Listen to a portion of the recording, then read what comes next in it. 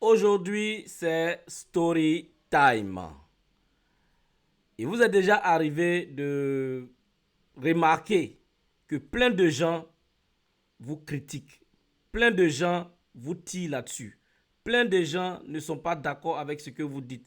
Les gens même se mettent souvent en confrérie, en amitié, juste pour que toi, tu puisses être critiqué, pour que toi, tu puisses être descendu. Ça arrive souvent autour de nous. Et aujourd'hui, comme je l'ai dit, c'est story time. À travers une petite histoire, nous allons tirer les leçons et nous allons vraiment savoir comment est-ce qu'on peut se prendre, comment est-ce qu'on peut se comporter lorsque ces genres de choses-là nous arrivent. Mais avant l'histoire, aujourd'hui c'est la fête de Noël. Je veux souhaiter joyeux Noël vraiment à tous mes abonnés, à toutes les personnes qui me suivent. Joyeux Noël, que ce jour marqué, de ce jour important, puisse permettre à tout le monde de pouvoir vraiment vivre une vie assez intéressante en famille, avec les enfants, avec toutes les personnes autour de nous. Aujourd'hui, c'est un jour important. Joyeux Noël à tout le monde. Notre histoire de ce jour, c'est l'histoire de la panthère et de l'âne. L'histoire de la panthère et de l'âne, ça s'est passé à une période lointaine, une période assez lointaine où une période assez lointaine où les animaux vivaient vraiment ensemble. Où les animaux vivaient ensemble. Le lion vivait avec le singe vivait avec la hyène vivait avec le lion. Tout le monde vivait vraiment ensemble et il n'y avait pas vraiment de problème à cette période. Et la panthère avait l'habitude d'échanger avec l'âne. Et un matin, la panthère et l'âne étaient en train de discuter de quelque chose. Et puis, subitement, l'âne se met à dire que les zèbres, l'herbe a une couleur bleue. L'âne dit à la panthère que les zèbres ont une couleur bleue et que quand il regarde autour de nous, il voit que tout est bleu. Et la panthère est vraiment étonnée. Comment l'herbe est bleue? Moi, je vois quelque chose de vert. L'herbe a toujours été verte. Je vois les herbes, je vois les feuilles des arbres. Il dit non, que c'est faux, que s'il veut qu'il démonte. Mais lui, il sait que les herbes ont une couleur bleue. L'âne insiste, ça a failli tourner. Ça a failli tourner ce jour-là à la bagarre. Et donc, la chef qui passait par là leur a dit, hey, au lieu de rester à discuter, au lieu de rester à échanger, parce que vous n'allez pas vous entendre, et si vous partez voir le roi? Et le roi à cette époque, c'était le lion. Donc la panthère et l'âne, toujours en train de discuter en chemin, se lançant des invectives. Et tout ça se sont retrouvés chez le roi. Et c'est la panthère qui prend la parole. Et la panthère dit au roi, mes respects, cher roi, nous sommes venus ici aujourd'hui parce qu'il y a une discussion stupide que l'âne est en train de lancer. Ce matin, il se réveille, je ne sais pas ce qu'il a bu, je ne sais pas ce qu'il a pris, je ne sais pas quel problème il a. Il se lève et il affirme que les herbes ont une couleur bleue. Il dit les herbes ont une couleur bleue. Je lui dis que c'est faux et que les herbes ont une couleur verte et il insiste. Et je ne comprends pas. Donc mon roi, tu es l'homme le plus intelligent, tu es sage. Si tu es notre roi, c'est parce qu'on a trouvé que tu étais capable de gérer les problèmes et de gérer les histoires entre nous. Donc cher roi, dis à l'âne que les herbes ont une couleur verte. L'âne prend la parole devant le roi. Il dit, cher roi, avec tout le respect, j'insiste et je dis que les herbes ont une couleur bleue. Le roi réfléchit un instant et il donne raison à l'âne. Il dit, l'âne a raison. Les herbes ont une couleur bleue. Vous ne voyez pas que les herbes ont une couleur bleue? Vraiment, tout le monde était surpris. Tout le monde était étonné. Comment le roi peut aussi dire des choses aussi fausses, aussi insensées? Comment les herbes ont une couleur bleue? Il dit, l'âne a raison. Mais il fallait écouter l'âne. Mais moi, autour de moi, je vois aussi une couleur bleue. Et l'âne, très content, dit merci, grand roi. Et je savais que vous voyez aussi la même chose que moi. Les herbes ont une couleur bleue. Tous les animaux qui étaient venus assister à ce jugement partaient vraiment déçus, un peu déçus. Et la panthère, qui n'a pas digéré cette humiliation, selon lui, reste un peu en retrait. Et quand tout le monde s'en va, il part voir le roi. Il dit, mais mon roi, comment tu peux dire que les herbes ont une couleur bleue? Les herbes ont toujours été d'une couleur verte. Comment tu peux dire ça? Et le roi qui va répondre avec quelque chose de très important, et c'est là le clou vraiment de notre histoire aujourd'hui, il faut prêter attention. Le roi dit au tigre, à la panthère, j'ai dit que les herbes ont une couleur bleue parce que c'est l'âne. Il dit, comment toi, en parlant de la panthère, il dit, comment toi, la panthère, que tout le monde respecte, que tous les animaux vénèrent, tu es vraiment un homme assez sage, assez intelligent. Comment tu peux discuter avec l'âne? Comment tu peux passer toute une journée en train d'échanger sur ce genre de choses avec l'âne? Comment tu peux perdre le temps à discuter avec l'âne? Et j'ai dit que les herbes ont une couleur bleue parce que je ne voulais pas que l'âne vienne nous perdre le temps. Tu es intelligent, tu connais l'âne, tu connais ses prises de position, tu connais sa manière de se comporter. Tu sais qu'il n'est pas très intelligent, il n'est pas très futé. Comment tu peux perdre le temps à discuter avec l'âne?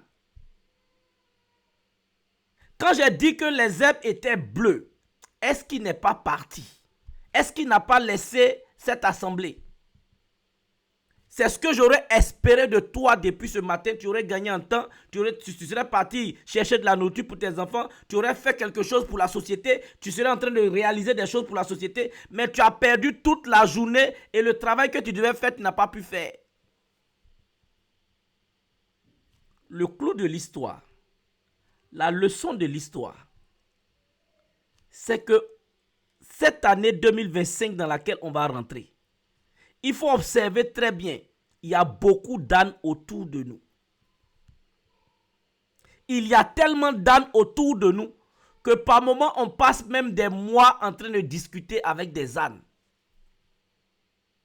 On passe le temps en train de discuter avec des gens qui n'ont rien à dire, qui ne nous connaissent pas, qui ne savent pas d'où on vient, qui ne savent pas où on va, qui ne connaissent ni d'Adam ni d'Ève d'où on vient, mais qui viennent s'immiscer dans nos affaires, qui vous lancent souvent des pics, qui vous envoient souvent des messages qui font mal.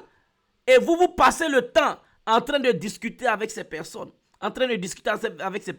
Moi, j'appelle ces personnes des ânes. L'âne voit quelque chose de différent. Et il est convaincu que ce qu'il voit est vrai. Laisse-le voir que ce qu'il voit est vrai. Toi, tu as une autre vision. Toi, tu vois quelque chose d'autre. Toi, tu vois quelque chose d'autre de différent. Tu vois quelque chose qui va vraiment te permettre d'avancer. Tu vois quelque chose qui va te permettre de transformer quelque chose. Lui, il voit que l'herbe est bleue. Qu'est-ce que toi, tu vois? En fonction de ce que toi, tu vois, poursuis ce que tu vois.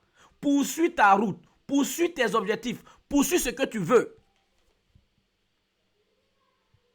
Laisse tomber ceux qui voient que l'herbe est bleue. Laisse tomber ceux qui vont te perdre le temps. C'est une perte de temps que de discuter avec des personnes qui ne comprennent pas votre vision, qui ne comprennent pas où vous partez, qui ne savent pas avec qui vous voulez partir, qui ne comprennent rien de votre vie. Et vous allez voir que autour de vous, autour de nous de manière générale, je me mets là-dedans, autour de nous, Il y a plein de personnes qui pensent être dans notre tête pour juger les décisions qu'on prend, pour juger les pas qu'on pose, pour juger les aventures qu'on veut mener, pour juger les relations qu'on veut avoir, pour juger les business qu'on veut faire, pour juger le marketing des réseaux, pour juger notre activité, pour juger notre organisation. Il y a des gens qui se croient tellement intelligents pour juger tout et de nous lancer des pics. Ce qu'on fait, c'est qu'on s'assoit, on écoute les pics, on écoute les pics, on écoute les pics, on écoute les pics et on perd 1 mois, on perd 2 mois, on perd 3 mois, on perd 4 mois, on perd notre énergie à répondre à des gens qui sont là juste pour perdre notre temps, on perd notre énergie, notre focalisation, notre concentration sur des personnes qui ne méritent pas. Cette histoire, le jour où je l'ai lue, je l'ai analysée, ça m'a montré en fait le comportement que je dois avoir. Aujourd'hui, les réseaux sociaux, nos communautés, les gens qu'on connaissait avant, les gens qu'on connaît, toutes les personnes là peuvent devenir des ânes autour de nous. Toutes ces personnes là peuvent devenir des ânes autour de nous. Ça peut être même ta propre famille qui ne comprend pas ta vision, qui ne voit pas la même chose que toi. La seule question que je vais te poser, est-ce que ce que tu vois là, tu es sûr de ça? Est-ce que tu es convaincu de ça? Est-ce que tu connais ça? Est-ce que tu es prêt à travailler pour ça? Est-ce que tu es prêt à mouiller le maillot pour ça? Si tu es prêt à le faire, concentre-toi sur ce que tu vois. Laisse tomber ce que les autres voient. Les autres voient en ce que tu vois quelque chose de sombre, quelque chose de noir, quelque chose d'humiliant. Toi, tu vois en cela quelque chose qui va t'élever. Tu vois en cela de la lumière. Concentre-toi là-dessus. Ça, c'est quelque chose qui détruit beaucoup parmi nous. C'est quelque chose qui détruit la plupart des personnes autour de nous.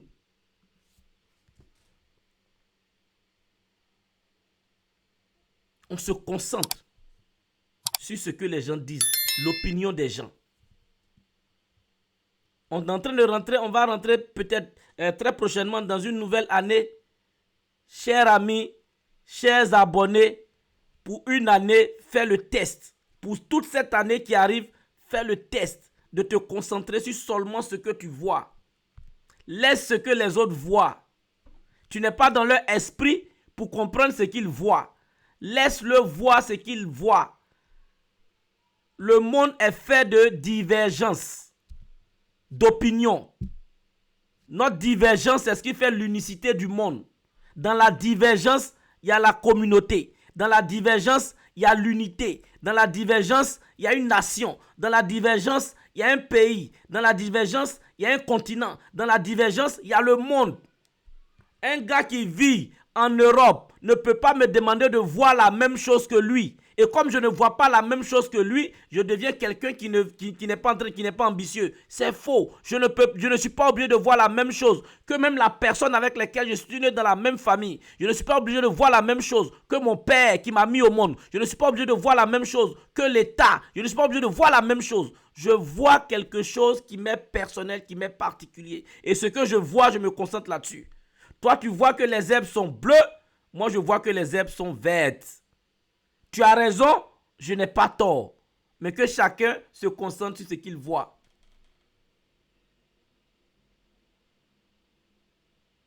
Et ça, c'est l'attitude des gens qui avancent.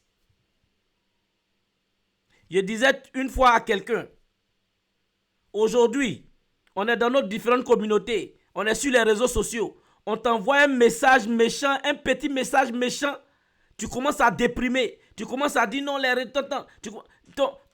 dans ta communauté, on t'insulte un peu, tu commences à déprimer, on dit quelque chose de différent à ce que tu vois, tu commences à passer tout le temps, tu commences à te morfondre. J'ai envie de dire, et tapez un peu sur les réseaux sociaux Bill Gates, tapez un peu sur les réseaux sociaux Mark Zuckerberg, tapez un peu sur les réseaux sociaux le président de la République, tous les présidents. Tapez un peu sur les réseaux sociaux. Qu'est-ce qu'on dit d'eux? Qu'est-ce qu'on dit d'eux? Combien de rafales ils reçoivent par jour? Combien de personnes les critiquent, pas dans le bon sens. Critiquer, même souvent les injurier, souvent même les taper, leur taper là-dessus, souvent dire que leurs projets sont nuls. Combien de présidents ne suivent pas ça? Ils sont toujours présidents. Ils mangent, ils dorment. Vous savez ce qu'ils font? Ils ont compris que toi, tu vois que c'est bleu, lui voit que c'est vert. Ils ont compris que l'âne peut voir que c'est bleu et la panthère peut voir que c'est vert. Mais qu'est-ce que la panthère va faire? La panthère va laisser l'âne penser que c'est bleu. Lui aussi, il va aller se concentrer parce qu'il pense que c'est vert. Et c'est ça. Et c'est ça qui fait la différence dans ce monde. Et c'est ça qui fait la particularité des individualités. Qu'on parle d'individualité, c'est ce qui fait vraiment la force de l'individualité. Et demain, on se retrouve, tu as pensé que c'est bleu, moi j'ai pensé que c'est vert, on se retrouve et on voit qu'on a fait avancer le pays. On voit qu'on a fait avancer notre communauté. Malgré que tu as vu que c'est bleu, malgré que j'ai vu que c'est vert, on a fait avancer notre communauté. On n'a pas besoin de venir discuter pendant une journée, 2 journées, être déprimé parce que l'autre pense que c'est vert, parce que moi je pense que c'est bleu. Non! Et je dis aux gens, tire sur moi. Tu peux tirer sur moi. Tu peux même prendre le fusil, tirer sur moi. Mais tant que tu ne m'as pas atteint, moi j'avance. Et en réalité, personne en dehors de toi ne peut t'atteindre. La seule personne qui peut t'atteindre, c'est la manière dont tu réagis par rapport à celui qui dit que c'est bleu.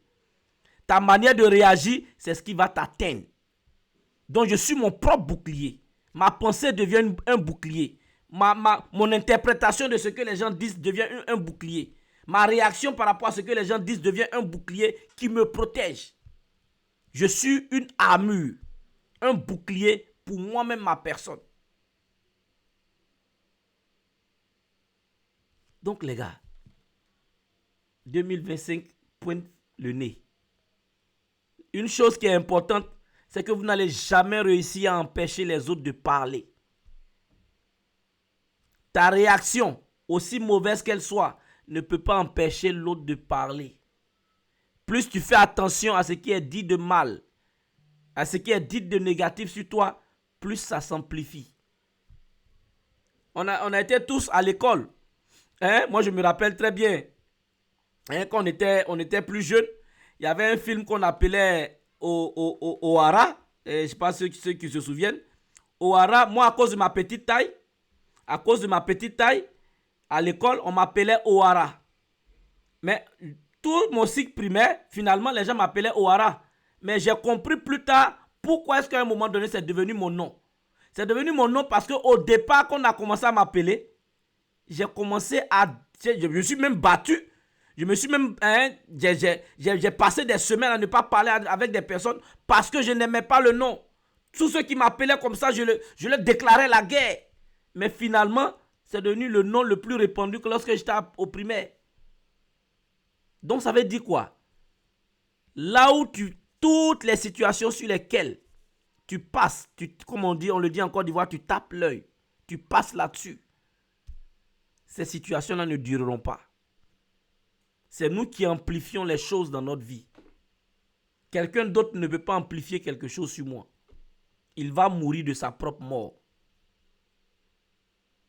Mais c'est moi qui rends vivant tout ce que les gens disent.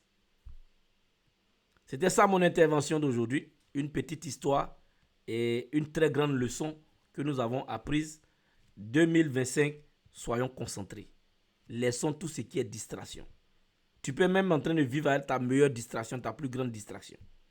Donc fais attention, élimine les distractions, élimine les pertes de temps, élimine tout ce qui peut grignoter 1 minute, 2 minutes de ton temps. Merci beaucoup. Joyeux Noël à tout le monde. Et puis, on est à plus.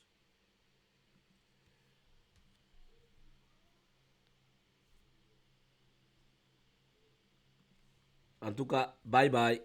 Bye bye à tout le monde. Et puis, on est à plus.